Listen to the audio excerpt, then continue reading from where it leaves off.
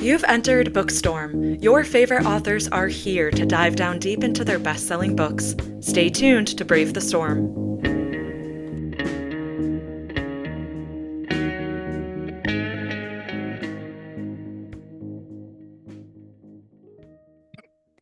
Welcome back to Bookstorm Podcast, listeners. I am your co-host, Kristen Civiletto, and with me is Julia Rose, and we are thrilled that you're here. You're joining us from 102 countries and territories in all 50 states, and we know why. It is because we're bringing you the very best authors, and today is no exception. We are so excited to welcome to the show author, BOOKSPY, editor, reader, Ryan Steck. Welcome, Ryan. Thank you so much for having me. Well, we are excited because we're here to talk to you about Monarch, which is a book you have just released as part of Ted Bell's New York Times bestselling series featuring Lord Alexander Hawke. That is a character that many of us have read for many years, a beloved character. And I am so excited about this book because this one, to me, not only was true to the entire theme of this entire beautiful franchise, but it kind of levels it up in different ways. It's really good, really good. So, thank you. So I think Julia will show us a cover because it's got a pretty cool cover too. Now, Ryan, before we talk about that, though, we do want to tell our listeners a little bit of your background because you are a very busy person, but people know you from different areas of what you do. So you probably hear that a lot. Yeah, I mean, yes, I do. Yeah. Well, it's still weird for me to be on this end of the interview. I'm so used to being on your side of this as a book spy, and I've covered thrillers in the genre for a decade. I've been an editor for almost 16 years. So I've kind of done everything. Adding author was just sort of like the latest thing I did a few years ago, and I never ever dreamed when I started my own series that I would be asked to take over, Ted's Alex Hawke series. So it's been a real honor, and it's been a lot of fun. But I'm still a few years in, getting used to being on this side of the interview. I believe it. But tell us a little more about The Real Book Spy, because a lot of us know it. It's a go-to place for thrillers. And, you have interviews and reviews. And tell us a little more about it. Yeah, it was like probably about 11 years ago. There was really no one-stop shop for all things thrillers and mystery. And it's funny because I explain it like this. Like every year, I don't watch the Oscars, but my wife does. And every year, I've never seen the movie that wins Best Picture ever. Like ever. I've never even heard of it half the time. And but I'm confident it'd be the kind of movie that like bore me to tears if I did watch it. And so like action movies never get any love. Like Mission Impossible will do $1 billion at the box office, but is never nominated for anything. Right. Those are the movies I love. And so it's pretty similar on like on the publishing side, the literary side of things. Thrillers and mysteries can, sit at number 1 on the New York Times list for half the year, but they don't win awards, and now we have our own category, our own award shows, but broadly speaking, they don't ever really get the recognition I think they deserve. And so I just knew 11 years ago, I was transitioning from sports writing into the book world. And I just kept seeing that like there was no one space for like not just book reviews, but also interviews and book news. And I just kept asking questions like, why aren't we doing that? And I tried writing reviews for other outlets, and I did that for a while, and I was miserable. I didn't like having a boss. That's the truth. Like I was not a big fan of being told what books I had to read and what I had to cover. And I just thought I want to do this my way. And believe it or not, it was Ted Bell, who was a very good friend and a mentor to me. And he said, buddy, if you build a website, we'll support it. And so I launched the BOOKSPY shortly thereafter. Yeah, that's pretty awesome. And in addition to that, you started writing, as you mentioned, and you've created a character that's very quickly becoming a well-recognized and known character, Matthew Red. And these are military thrillers. In fact, I think you have a book coming up in another release in June. I do. June? Yeah. Yeah, we're like 2.5 weeks out. June 17th, Gone Dark, my 4th Matthew Red book comes out. Those are, you're so right. It's like military thriller set in Montana. So it's like a modern day Western with like a lot more action than you might find in your grandpa's Western. That's right. And that perhaps not surprisingly, you have been endorsed by many other best-selling authors, including C.J. Box, who writes along those lines, and who's been a guest of our show a couple times. Mark Graney, also on the show. James Rollins, Brad Meltzer. It's Greg Those are all friends of Hurwitz, mine. Brad Yeah, Taylor. We've had all those are your all friends of on the mine. show. Yeah, those are all friends of mine. I'm a big fan of all of them. CJ Box, I'll tell you, it's funny. He's been CJ Box to me. I've been like his biggest fan forever. Yeah. And now he's Chuck. Now we're friends, and that's still weird for me. I'm such a super fan. He's my favorite living author. And when I went out to become a writer, I told my agent, I want to write Vince Flynn meets CJ Box. Those are my two all-time favorite authors. And I remember my agent just said, "What's that look like?" And I said, "I don't know. Give me a year. I want to find out." And so I went and wrote Fields of Fire, and Chuck endorsed that. But before that, I actually had pneumonia. I was sick one year, and I got his new book. They sent it to me early for review, and I about fell out of my chair. Literally knocked the wind out of me because I looked down and I was a character in his story after having been a fan forever, you know. And I didn't know him like that yet, so I was like so blown away. I first pop up in Vicious Circle. And I kind of popped up. You've had multiple cameos. I'm a deputy sheriff, and I won't lie to you. As much as I love Joe Pickett, I'm like, we should really spin this character off, Chuck. I feel like he should be sheriff at some point, like definitely. So then I left like 2 books ago, and in his new book that just came out, Battle Mountain, it says I'm back. Like you don't see me, but it says I'm back. So I'm like, hey, if he needs another hero in an upcoming book, I'm just saying, but Deputy Ryan Steck is there. So I love it. I love it. Well, that's something that not a lot of people know with you. So I think that's pretty cool. Yeah. Awesome. Fun. Well, I think Julia, why don't you go ahead and show us that cool cover again while she tells us a little bit about Monarch. Yes. So we are here today to ask you about yours, your latest in Ted Bell's series, Monarch. And in this book, Lord Alexander Hawke is back, and he's ready to face his biggest challenge yet, to find the missing king of Britain. And I only recently just started getting into the royals and history because I moved up to Canada and they're part of the Commonwealth. And I did not know how big of a deal, just how big of a deal the royal family really was. So I knew going into this, and as I was reading and at the end, I was like, this would tear down houses. People would be rioting and it'd be crazy. But I didn't want to get too deep into the story because I didn't want to give away any spoilers. There were so many twists and turns that our character went through, and I wanted to turn it over to you to just give us what's important, what's significant, and what should our readers know about this book going in. It's a great question. Thank you. So for starters, it's important to note that I worked with Ted for a decade behind the scenes. So he was a good friend. He was a mentor. And I was involved in a lot of discussions and conversations. And I got to listen to him read me pages. And Ted is a really gifted writer in that he never outlined ever. He never took notes. So he would call me up randomly and say, "Hey, buddy, I'm stuck." And I would say, "Well, what do you got?" And he'd read to me for an hour, and I would totally forget why he called. I'm just so involved in this story. I'm like, this is awesome. And I'd scripting, and then he'd stop and I'd go, "What's next?" And he'd go, "I have no idea. That's what I called you for." And so I have a very different, writing philosophy here and style and outline and kind of know where I'm going ahead of time. But with this book, Ted really wasn't at his best for his last 2 books. And so when I took over, first of all, a lot of the stuff you just mentioned about the royals, I didn't know. I should have known because I worked with Ted for so long.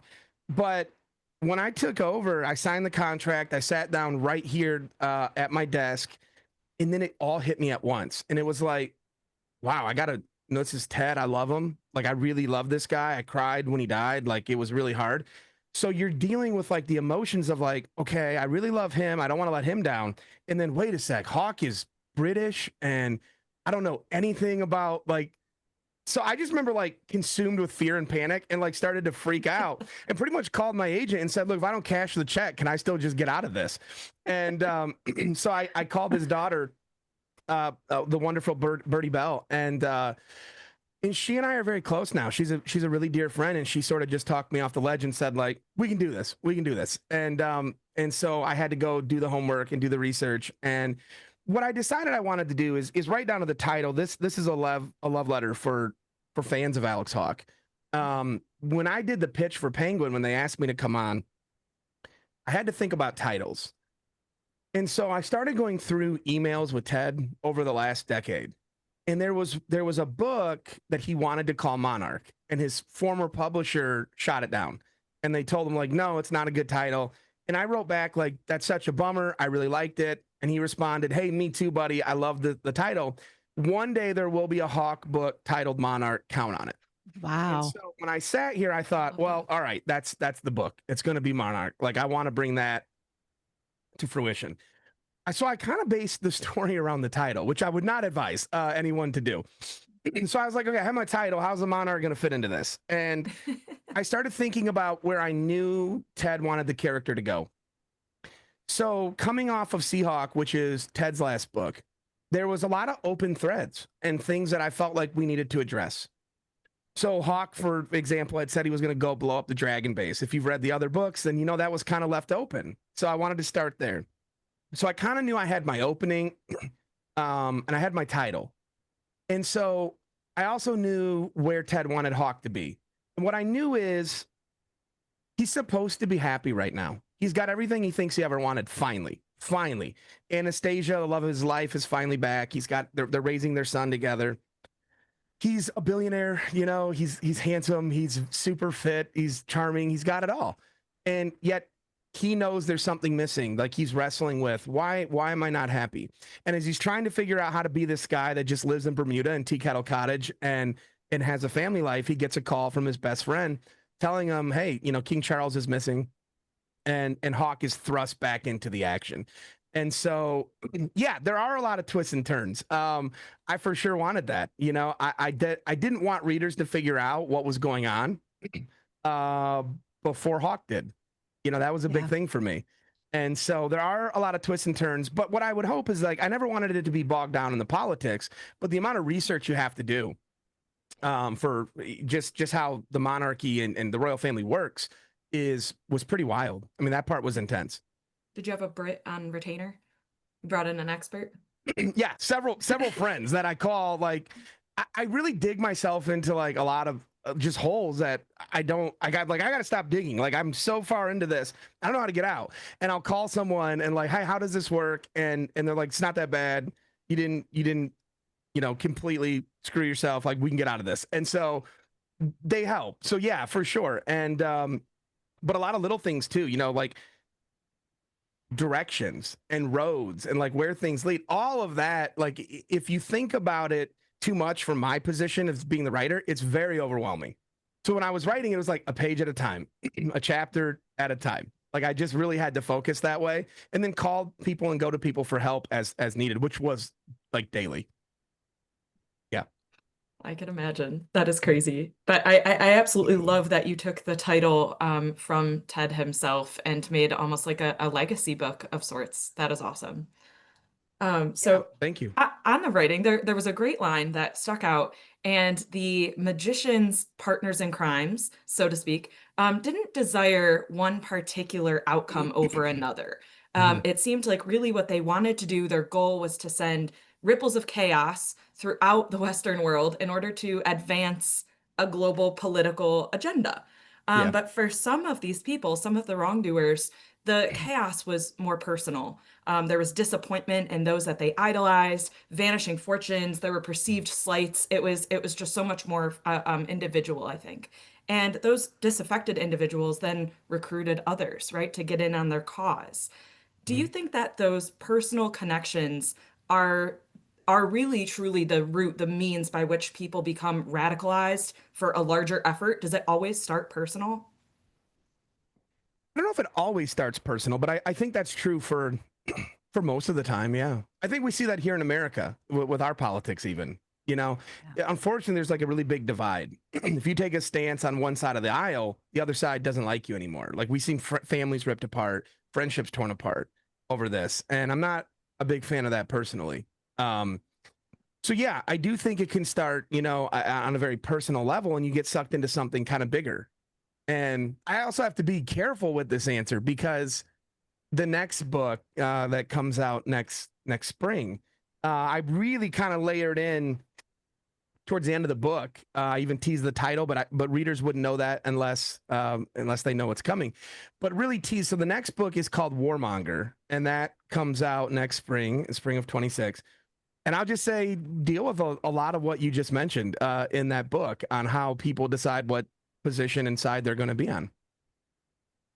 Very interesting. Yes. Well, I want to ask you then about some other big themes running through your story, because there were a lot of really, really interesting things. Some in Scotland want independence and they want a representative form of government, but they also want to carry on with the EU and with Britain in terms of trade. But then there's other people who maybe want to restore a rightful heir to the throne, and they view themselves as being a traditional monarchy. And I wanted to ask you about this because it seems like the current monarchy is a lightning rod for all of these different views. And are they straddling a fine line between these traditional views and more modern ones? What do you think? Oh, absolutely. I think so. Yeah. And I'll tell you something that was eye-opening for me. Like, this question is so great because when I talk to a lot of people in the UK to help with the book, I would ask questions like this, like, what do you think? How do you feel?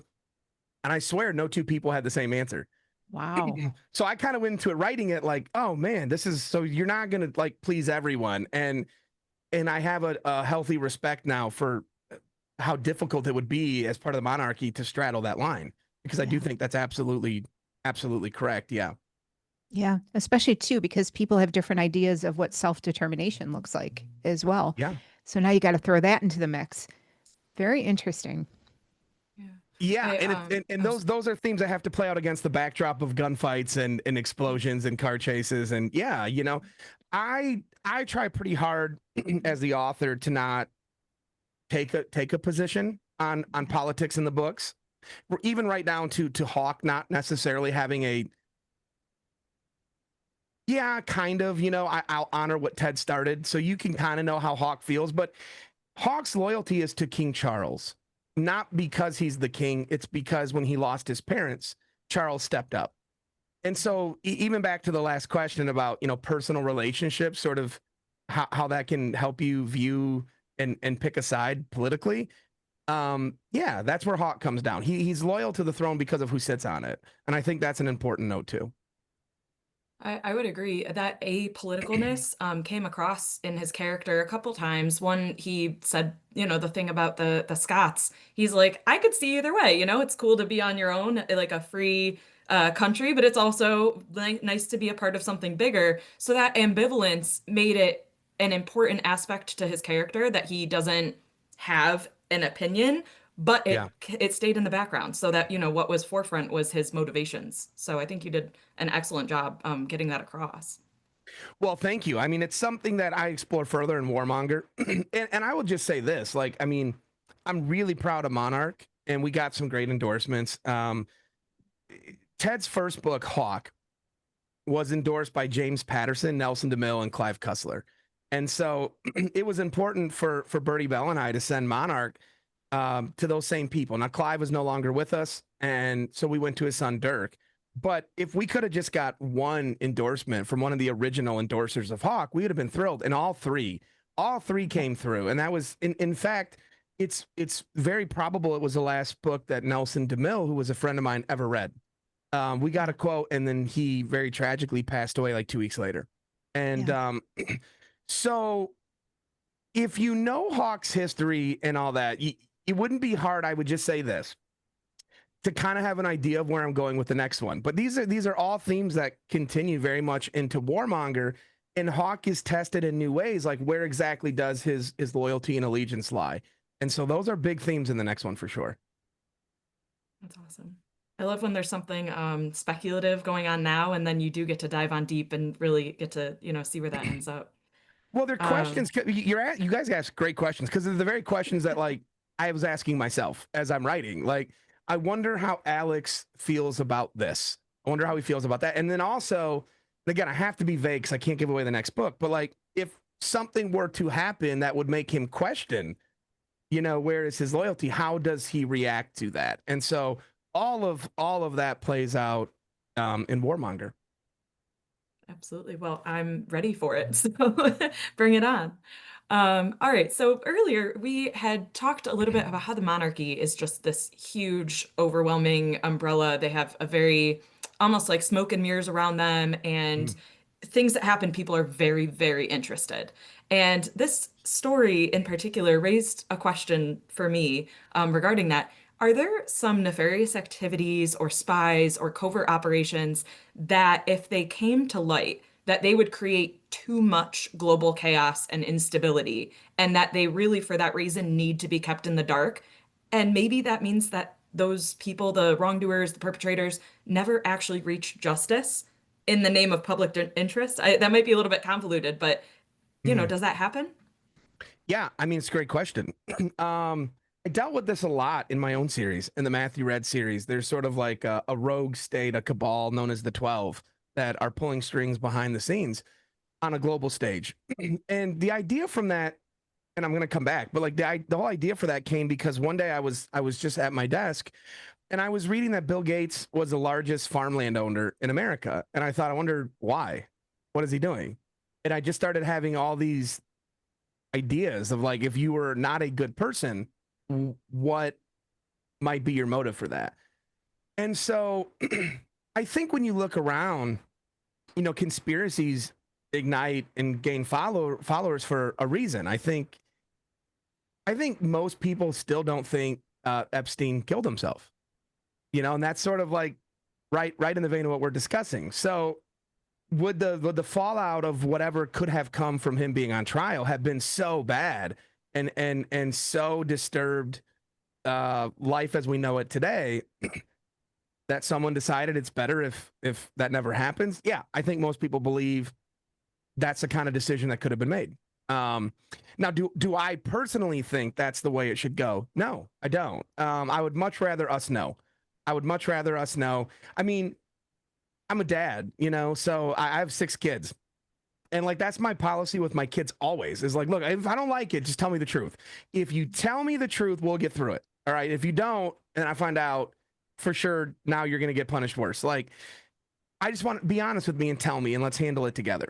And so, yeah, I think it's frustrating for a lot of people, whether, you live here or across the pond, to feel like we don't have a say in what's happening and we're not allowed to know. But yeah, I do think that's a real thing for sure. I personally wish some of these things did play out in headlines. I totally get. And I think we all three of us know and could list like dozens of conspiracy theories that might fit the bill for this. And it's hard for me to think of one that'd be like, oh yeah, well, if the truth came out, yeah, I could see why. Yeah, I mean, I always get why there'd be reasons to protect things, but I would rather be in the know for sure. It almost goes hand in hand with that notion of self-determination that we were talking about. So, Yeah. well, I want to ask you another question about this character, Alexander Hawke, because he is obviously a beloved character. And the reason why people have loved him over the years is because, he's adventurous, he's daring, he's entertaining, and he also is very motivated to oppose injustice. So it was interesting in your story, in your telling here, where we kept seeing him reflect on one of his ancestors, the legendary English pirate Black Hawk, who basically wreaked havoc across the Caribbean. And I thought it was really interesting because there was a line where Hawke said, Hawke couldn't help but feel that somewhere in the universe, heaven or Valhalla, his ancestors were looking down on him and smiling. And I love that line. Was it necessary for him in the story to tap into that roguishness because the audacity of this plan and what he had to deal with required it? Yeah, I mean, I think Hawke has always loved the fact that there's pirate blood coursing through his veins. What's so fun, I so hope you'll have me back next year with Warmonger, because it would be so fun to talk about this discussion when I can mention things from that book and you guys have read it. That is so another point that comes up is Hawke is right now in Monarch and beyond, and before that, he's really proud of his ancestry. Like he is. He absolutely loves that he's a pirate and he feels that. But there are things that come to light in the next book where even he has to question, how proud can I be of some of these things if they're true? And so that's a huge plot point in Warmonger. So these really, it's like you guys read that book and then crafted questions I can't discuss. We so I really, spied on you this time. yeah, right. Yeah. Well, I don't like being on that end of that either. I usually do that to all my author friends. I've done that for 10 years as a book spy. I can call them and say, like, I'll just, how's your weather and what's going on? And also, and I'll name their next book and say, I can't wait till that comes out. And though it's always like a long pause and like, how'd you know that? And I just, my standard line has always been, I'd be a pretty terrible book spy if I didn't know, right? Like, but yeah, so I hope I can come back next year because it'd be so fun to like reflect on this conversation, and then you would both understand why I have to do such gymnastics around some of these answers. Yes, Hawke leans sort of on his ancestry of being a pie, especially early in the opening. He really feels connected to his roots. It's a big naval warfare scene, and that was a lot of fun to write. Yeah. So yes, he does. But in the next book, not to keep teasing the next one, and I wish it was available for pre-order right now since I have to keep teasing it. But there's things that come out that it's like, if these are true, it could forever change the way Hawke views his own family. And so right now, yes. But how that is shaped moving forward, you will have to see in the next book. Well, we can't wait. And we absolutely want to have you back to talk about that. But until then, I know Julia has a burning question for you. Well, we've been talking about it, and usually I ask, what's on your radar, what you have coming up next, and, clearly we're ready and we know, but is there anything else, whether you're working on something that isn't related to books at all, or anything that you're willing to share with our listeners that kind of, follow you and like to hear what you're up to? Yeah, it's such a crazy, it's such a crazy year for me. So Monarch is out. Gone Dark comes out June 17th. And then this November, The Second Son, which is my first book that I co-wrote with my friend, New York Times bestselling author Simon Gervais, that comes out. And then I have 3 books out next year. So Warmonger will come out in the spring. My next Red book, which I'm wrapping up right now, it's called Target Down. That will come out in the summer. And then in the fall, there'll be the sequel to The Second Son. So it kind of never stops.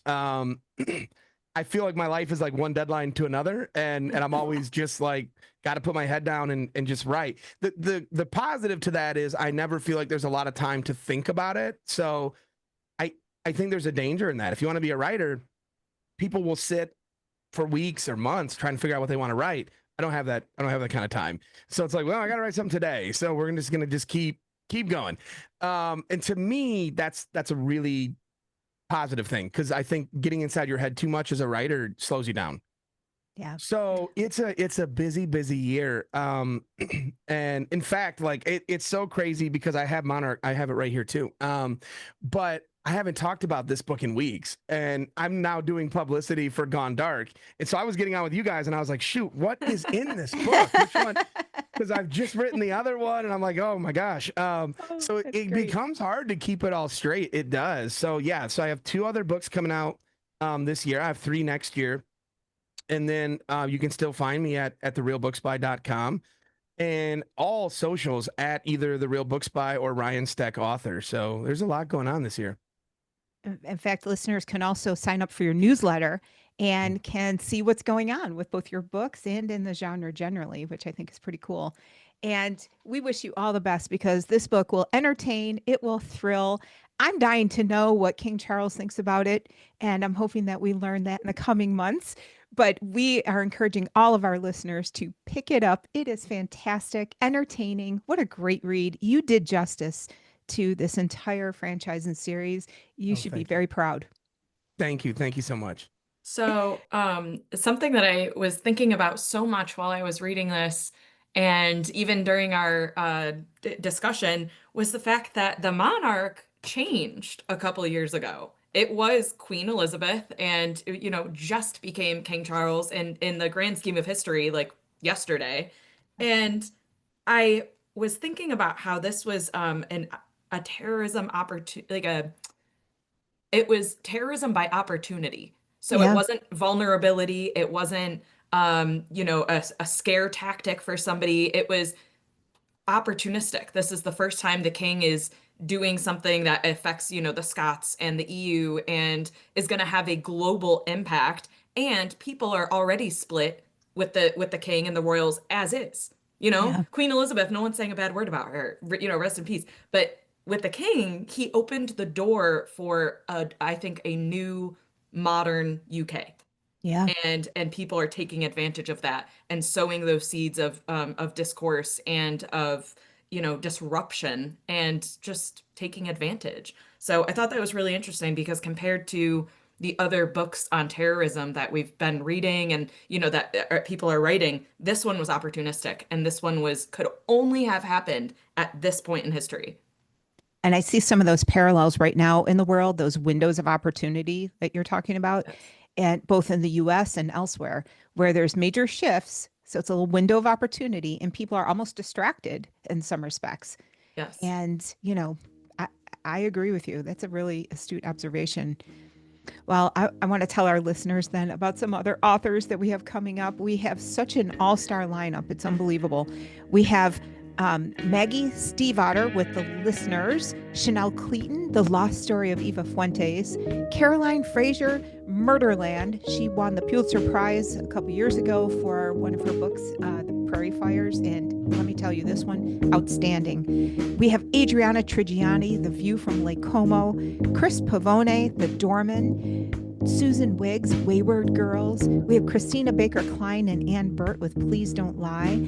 Elma Katsu with Fiend. We have a whole bunch of other ones, but I don't want to double our list, but they are just all of the favorites are coming on. We're so excited. And we continue to grow every week thanks to you. We ask that you just follow us and like us and spread our socials. We appreciate it. You can find us on our website at bookstormpodcast.com. We're also on Instagram, on X, and on YouTube.